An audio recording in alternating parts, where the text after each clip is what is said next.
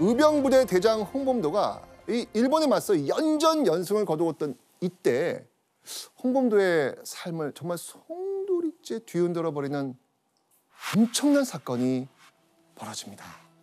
아이고야. 왜냐면 일제가 홍범도의 아내와 두 아들을 납치한 겁니다. 아유.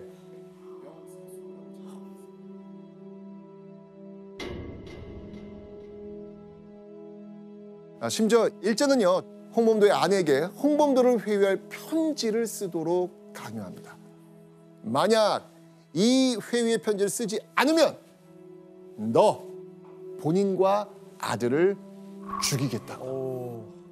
그리고 그 시체로 어육을 만들겠다. 이런 무시무시한 협박까지 합니다. 자, 이 잔혹한 일본군에게 과연 홍범도의 아내는 어떻게 대응했을까요? 써야죠. 아들 애들도 있고 하니. 그렇죠.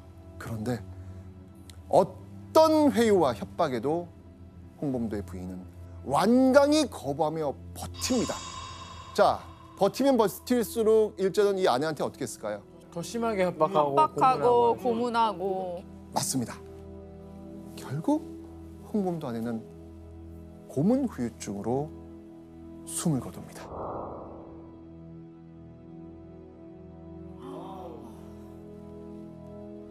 아우, 애기들 어떻게 해요? 그런데요, 홍범도를 더욱 분노하게 만드는 일이 또 생깁니다. 일제가요, 이번에는요, 큰아들 홍양순을 내세워서 아버지에게 투항을 권하는 편지를 갖고 가게 한 겁니다. 일제 협박에 결국 아버지를 찾아가게 됩니다. 자, 여기서 문제를 한번 보겠습니다. 귀순 청원 편지를 가지고 온 아들에게 홍범도가 보인 행동은 무엇일까요?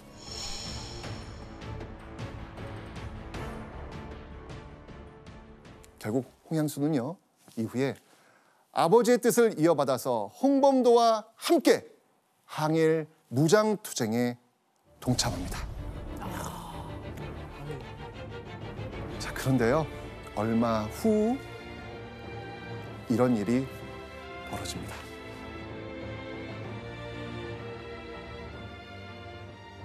그때 양수는 중대장이었다.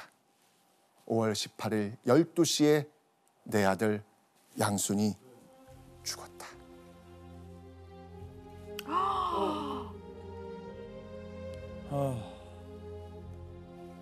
아들 홍양순이 일본군과의 전투에서 목숨을 잃은 겁니다.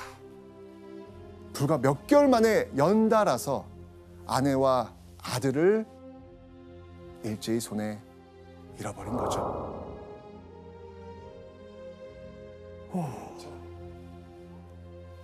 교수님, 이 가족의 어떤 이런 죽음 이후에 홍범도는 정말 많이 달라지죠. 가족이 자기로 인해서 죽은 거잖아요. 자기가 항일운동을 하는 과정에서. 그런데 이제 중요한 것은 홍범도가 그것을 개인의 사적인 복수심으로 해소하지 않고 그것을 승화시킨 거죠. 어떤 방향으로? 민족의식을 통해서. 그래서 이전과 전혀 다른 차원에서의 홍범도가 탄생하는 순간이다. 맞습니다. 지금까지 홍범도에게 일제가 생계를 위협하는 적이었다면 이제부터는 같은 하늘을 이고 살 수 없는 불구대천의 원수가 된 겁니다.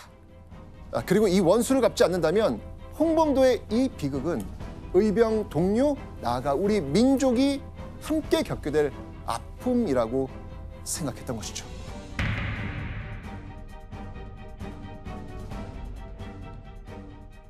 가족을 잃은 홍범도의 분노. 자, 그는 이 분노를 어떻게 해결했을까요? 조금 더 파이팅 연구를 있게. 했을 것 같아요. 더 모으고 어떻게든. 일본군을 더 공격하고 뭐 했겠죠. 그런데 안타깝지만 홍범도는 더 이상 싸울 수가 없는 상태였습니다. 아우. 왜냐하면 일제가 의병들을 가만히 냅두질 않는 거예요. 강력한 의병 탄압이 계속되고 있었죠. 자, 이러지도 저러지도 못하게 된 홍범도는요, 큰 결심을 하게 됩니다. 아내와 아들을 잃은 그해 1908년 11월 홍범도가 자신의 조국을 떠나기로 결심합니다. 자, 그렇게 당시 러시아 제국 땅이었던 연해주로 향했던 홍범도. 자, 그런데 이곳 연해주에서도 의병 활동을 재개하는 게 쉽지 않았습니다. 러시아가 그 일본과의 그 외교 마찰을 피하기 위해서 일본이 맞서 싸우려고 했던 그 항일 무장 세력들을 감시하고 있는 상황이었거든요. 게다가 1910년 조선으로부터 충격적인 소식이 들려오겠죠. 뭘까요? 1910년. 경수국시. 그렇죠, 경수국시. 일본에게 국권을 빼앗긴 겁니다. 자, 이러니 일본이 장악하고 있는 조선으로 돌아갈 수도 없고 러시아에서 의병 활동도 여의치 않고. 아 이제 근데 갈 데가 없는데. 그러면. 방법이 없는데. 그죠. 사냥꾼 출신의 홍범도 호랑이를 사냥하던 그때처럼요. 몸을 낮추고 기회가 올 때까지 때를 기다리기로 합니다. 그리고 10여 년의 시간이 흐른 1919년 때를 기다리고 있던 이 홍범도에게 다시 한번 일어날 수 있게 되는 계기가 생깁니다. 1919년 과연 무슨 일이 일어났을까요? 바로 3.1운동이 일어났던 겁니다. 3.1운동. 조국의 독립을 간절히 바라는 마음이 전국적으로 터져나온 순간이었습니다.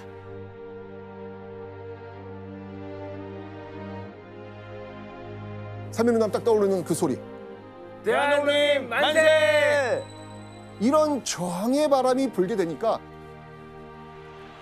국경을 넘어 연해주와 만주까지 일제에 맞서 무장 투쟁을 하겠다면서 다시 한번 들고 일어선 것이죠. 그리고 이때 바로 이 글이 선포됩니다. 당당한 독립군으로 몸을 포연 탄호 중에 던져 반만년 역사를 광영케 하며 국토를 회복하여 자손 만대에 행복을 주는 것이 우리 독립군의 목적이요 또한 민족을 위하는 본이라. 자, 이게 무슨 말이겠습니까? 총포의 연기와 비오듯 하는 탄알 속에 몸을 던져서 민족과 자손에게 무엇을 주겠다? 행복을 주겠다는 겁니다. 자, 그런데요, 이 글에서 특히 주목할 부분이 있습니다.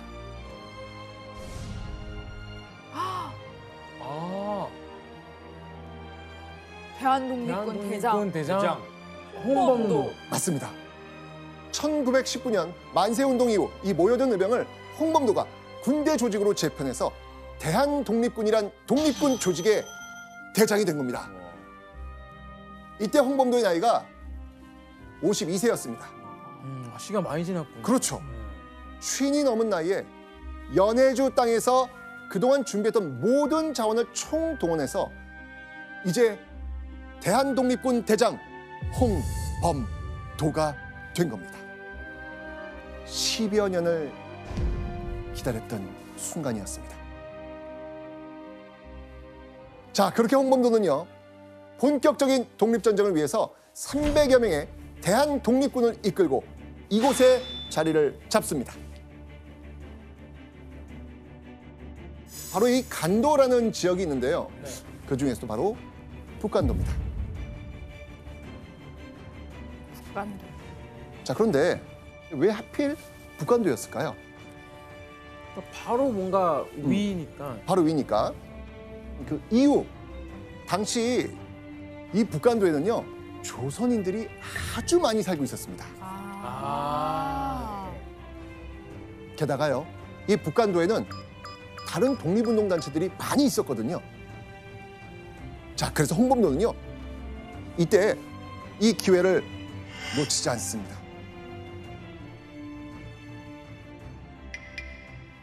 홍범도는 바로 통일된 그 하나의 큰 군대를 만들기 위해서 북간도 지역 내 독립운동단체들의 그 연합을 위해 노력했고요. 결국요, 6개 독립운동단체의 주요 간부들과 서로 협력할 것을 약속합니다.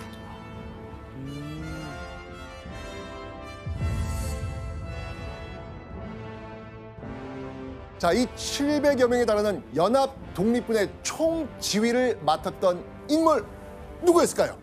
홍범도. 맞습니다. 바로 홍범도였습니다. 마치 이 삿갓을 좀 뒤집어 놓은 모양, 이런 모양 갖고 있거든요. 그래서 일본이나 중국의 눈을 피해서 군대를 모으기 좋은 데다가 외부의 공격을 방어하기 쉬운 정말 최적의 장소였던 것입니다.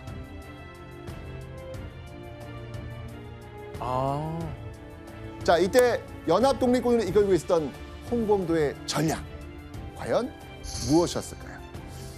홍범도 얘기를 들었으면 그 주 전략 혹시 뭔지 조선사 느낌 오지 않아요? 아까도 나왔듯이 딱 치고 빠지고 치고 빠질 수 있는 게릴라 전투가 아니야. 맞습니다. 자, 봉오동에 모여든 700여 명의 연합 독립군, 이들의 타깃은요, 중국과 조선의 국경을 지키고 있었던 함경북도 지역의 일본군 소대였습니다. 자, 이미 홍범도는요, 연합 독립군을 결성하기 이전부터 계속 약 7개월간 수차례의 게릴라 작전을 펼치고 있었습니다. 홍범도의 이 전략은 성공했고요. 국경 지역에서의 일본군 피해는 계속됩니다. 자, 그러면 일본군 가만히 있을까요? 약오르죠. 예.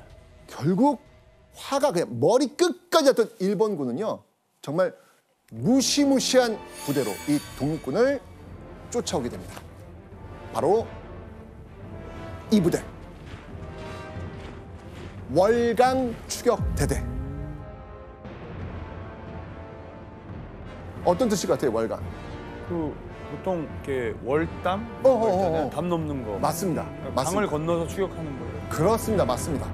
두만강을 건너서 북간도에 있는 우리 독립군을 소탕하겠다라고 하면서 약 300여 명의 일본군 정예 부대를 보낸 겁니다.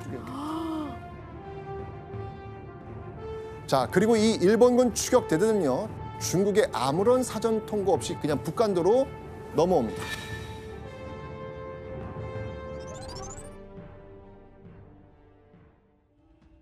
자, 그렇게 1920년 6월 7일 새벽 6시경 봉오동 입구로 진입하는 일본군을 목격한 독립군. 자, 일본군을 보자마자요, 탕탕탕 몇 발의 사격을 시도한 뒤 이 독립군들이 둘이 이렇게 도망을 갑니다.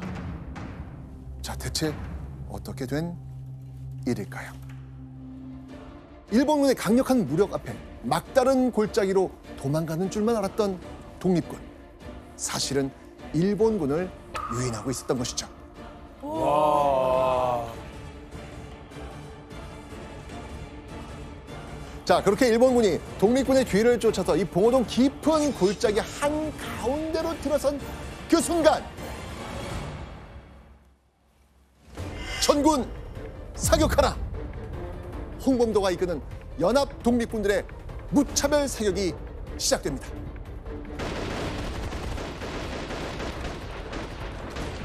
정면과 막 오른쪽, 왼쪽 3면에서 총탄이 날아왔거든요. 일본의 월강 추격대대는요, 그때서야 포위됐다는 사실을 알아차리죠. 그러나 때는 이미 늦었습니다. 자, 이 혼비백산한 일본군은요, 가까스로 정신을 차리고 이 기관총을 앞세워서 대응 사격을 합니다. 그런데 도망치려고 이 발버둥치는 일본군의 노력에도요, 그들은 결코 봉오동을 벗어날 수 없었습니다. 계속해서 사격이 이루어지니까.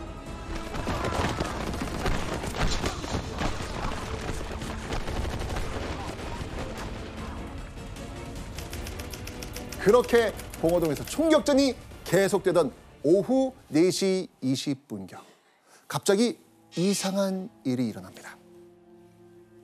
무슨 일이었을까요?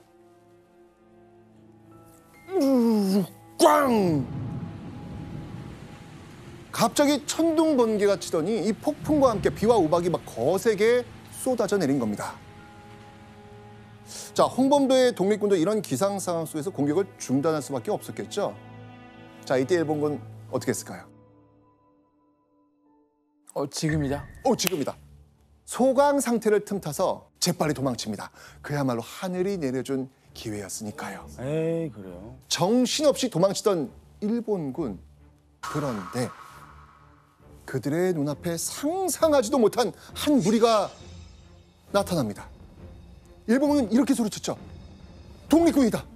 독립군이 또 매복해 있다.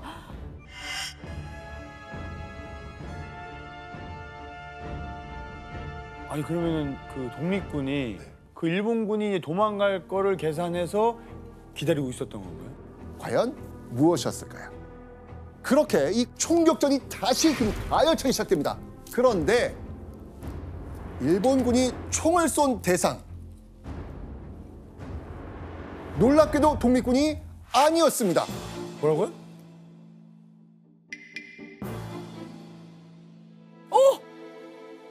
일본군? 맞아요. 에? 어떻게 된 거예요? 맞아요. 아니요, 그게 어떻게 되지? 도망가는데 왜 거기가? 자, 당시 두 방향으로 나뉘어서 도망갔던 일본군이 서로 후퇴하다가 마주친 거예요. 뭐야 그러면? 그러다가 상대방을 막 날씨 지금 안 좋고 지금 보이니까. 막 살아야 되니까 지금 상대방을 독립군으로 착각해서 서로를 공격한 겁니다. 북간도의 독립군 그 정도는 뭐 단번에 소탕할 수 있다라고 큰 소리쳤던 이 월강 추격대대가 홍범도의 유인과 매복 전략에 보기 좋게 놀아난 겁니다. 그리고 며칠 후 독립신문에는 이런 기사가 실리죠. 독립군 승첩, 봉오동에서 적을 대파.